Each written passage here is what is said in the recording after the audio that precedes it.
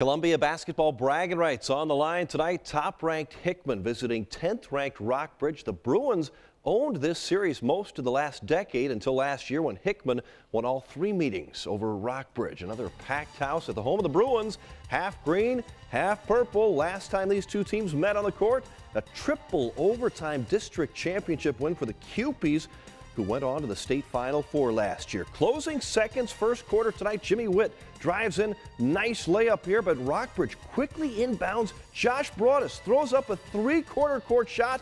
That's where it ended up. There you go. That's Josh, number 32. Long shot. Bruins led it 19-13 after one. Broadus again later in the second quarter drives, throws a rainbow off the glass and one.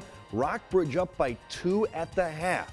Hickman and Rockbridge back and forth in the third. Jimmy Witt, another nifty drive and finish. Cupies would edge out to a 3-point lead after three, but Witt would foul out with 3 minutes left. Cupes would step up, though. Mason Murray, the big three. Zach Carroll, by the way, for Rockbridge, hit a half-court shot to end this game, but they were still 2 points short. Hickman wins it 68-66 over Rockbridge.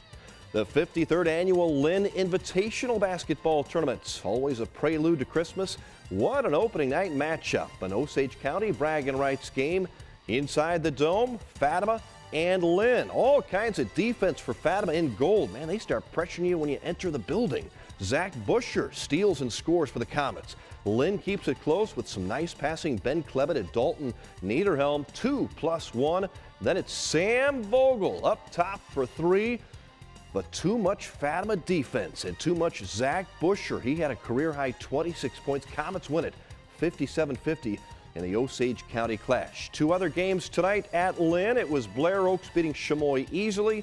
Cuba over Dixon. Basketball in Eugene tonight. Craig Engelbrecht's Eagles off to a perfect 4-0 start with a Eugene Tournament Championship. Austin Russell knocks down the three for Eugene.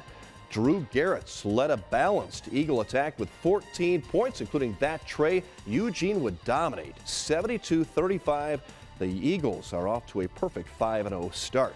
Home opener for Tolton High in Columbia. Keep an eye on this talented young team. Tyler Clark's Trailblazers could be among the best in small schools in mid-Missouri. They are ranked 4th in the state right now, hosting Centralia. Freshman Michael Porter drives, hits the jumper. Tolton led it 27-23 at the half. Centralia kept the game close. Denver drains the three-pointer from the wing. The Panthers only down 2 after 3 quarters, but it was the Trailblazers who were victorious. Josh Boyer with 15. Tolton wins it 60-56. On your Jefferson City Hy-Vee scoreboard tonight, Eldon gets 31 from Chris Hulsey to beat Fulton. California 21 from Jaden Barr to defeat Osage. It was Clopton over North Callaway. Herman falls to Sullivan.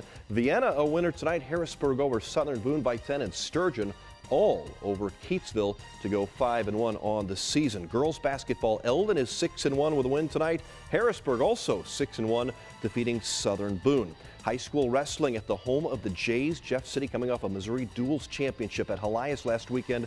Phil Cagle's Jaybirds grappling with Fox High. 160-pound match. Devin Miller wins by fall for Jefferson City. Next on the mat, Jalen Martin for JC. Same results. Jays win the duel 56-18. Logan Coyle and Logan Moriarty also with pins. Jays now 9-0 in duels. Next on to Kentucky for a big competition after Christmas. Wrestling at Blair Oaks, the Falcons welcoming Warsaw tonight.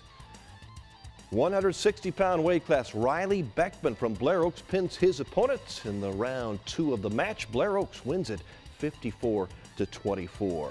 Missouri Tiger Michael Sam is a consensus All-American. The Mizzou defensive end voted first-team All-American by the Associated Press today. Add that, the Sporting News, and the Walter Camp first-team All-American honors. The Tigers practicing again inside to prepare for the Cotton Bowl, which is set for Arlington, Texas, 2 weeks from Friday, January 3rd. Missouri will face Oklahoma State. It will be the last game for Tiger seniors like number 61, Max Copeland, our favorite interview.